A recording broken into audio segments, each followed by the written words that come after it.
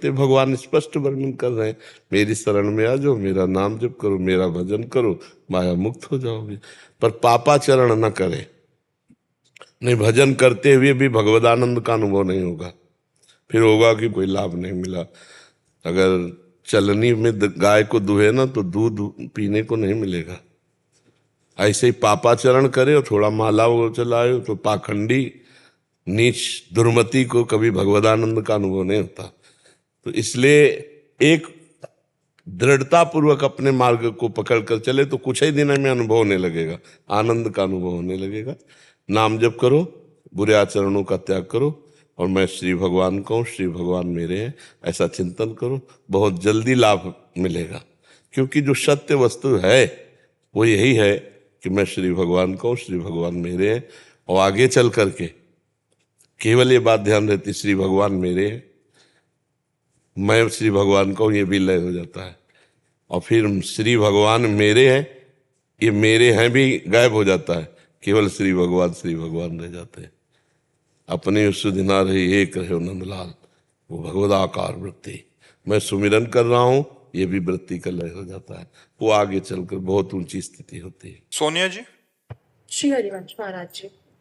गुरुदेव राधे राधे। राधा वल्लभ श्री हरिवंश महाराज जी, मैं मुंबई में रहती हूँ। मेरा सवाल है कि जब भी धाम आने का प्लान बनता है तो दिल में बहुत खुशी होती है, उत्सुकता भी होती है, रोने का भी मन होता है, लेकिन जैसे ही धाम पहुंचती हूँ तो मन में वैसी खुशी नहीं रह जाती जो आने से पहले थी। महाराज जी, इसका आगे मार्गदर्शन करें, ऐसा क्यों होता है? इत्र की दुकान के आसपास जब जाए तो खुशबू महसूस होगी, और इत्र की दुकान में घुस के बैठ जाए और आधा घंटा, 2 घंटा, 3 घंटा, फिर आपको खुशबू लगेगी? नहीं लगेगी, क्योंकि आपकी घ्राणेंद्रिय पर उसको बैलेंस बना लेगी।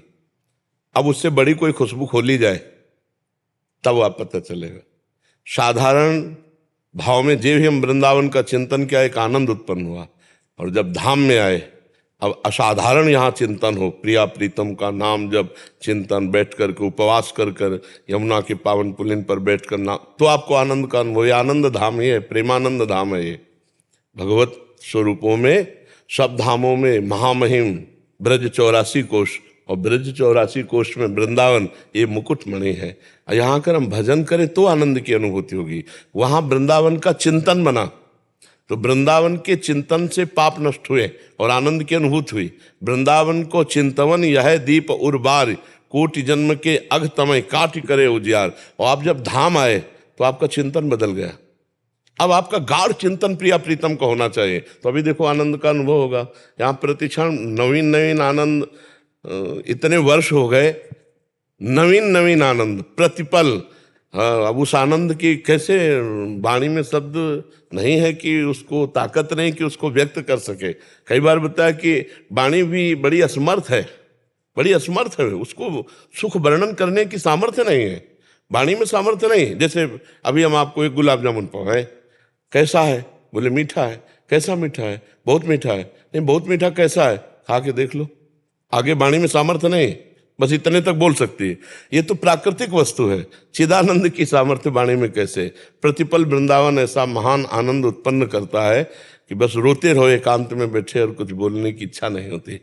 वो तो भगवान सेवा दिए हैं, इसलिए सेवा के निमित्त से वही सामर्थ्य देते हैं, तो वही सेवा करवा रहे। नहीं तो वृंदावन में, हाँ अब यहाँ आपका साधन बने, अब भजन बने, तब आपको यहाँ, जैसे भगवान के नाम रूप लीला का दूर से चिंतन करो और फिर धाम में आओ तो आपको वैसा सुख नहीं मिलेगा।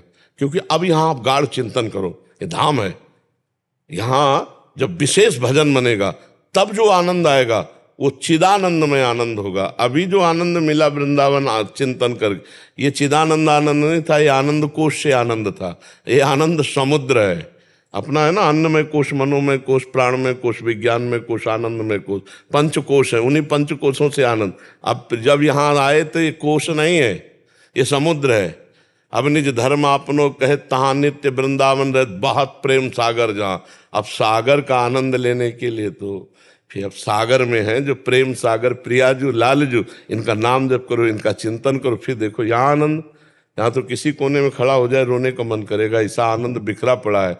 गोपियों के आंसुओं से भींगी हुई ये भूमि है, प्रेमियों के आंसुओं से भींगी हुई भूमि है। श्री कृष्ण के विरह में, श्री कृष्ण के मिलन में तड़प तड़प कर यहाँ रसिकों ने, आज लाखों रसिकों ने अपने प्राण विसर्जित किए हैं। कोई भूमि ऐसी नहीं जो महापुरुष की चरण रज, प्रिया प्रीतम की चरण रज और प्रेमियों के आंसुओं से भींगी न हो। तो यहाँ के आनंद के लिए तो विशेष हृदय चाहिए, विशेष चिंतन चाहिए। इसीलिए ऐसा अनुभव होता है कि बाहर से तो आनंद दिखाई दे रहा था, अब हमारी असली क्षमता आ गई। जैसे दर्पण के सामने आओ ना, अब यहाँ हमारे अंदर आनंद नहीं, क्योंकि आनंद वाली वृत्ति नहीं है। नहीं तो आनंद समुद्र है वृंदावन। यहाँ तो जिधर खड़े हो जाओ उधर रोने का मन होगा। मेरे प्रभु ने यहाँ लीला की है, ये लीला भूमि है। तो इसलिए नाम जप करो, लीला गायन करो, यहाँ की रज का सेवन करो। ऐसा भावना रखे कि यहाँ नजदीक आनंद नहीं है, नजदीक तो परमानंद है। हम लोग तो वासी कर रहे हैं ना, 24 घंटे निरंतर, प्रति मिनट, प्रति सेकेंड, एक क्षण के लिए भी ना मन बाहर न तन बाहर। कोई है ही नहीं तो मन बाहर कहाँ जाए। और आजीवन के लिए वृंदावन वास का संकल्प है तो तन बाहर कहाँ जाए। अगर आनंद न मिले तो कैसे जिए कैसे। तुम लोगों के जीने के तो और भी साधन है, टीवी देख रहे हो, लड़का बच्चा है, परिवार है, कोई है। हमारा तो केवल यही है। अगर ये आनंद ना मिले तो फिर जीवन कैसे चले।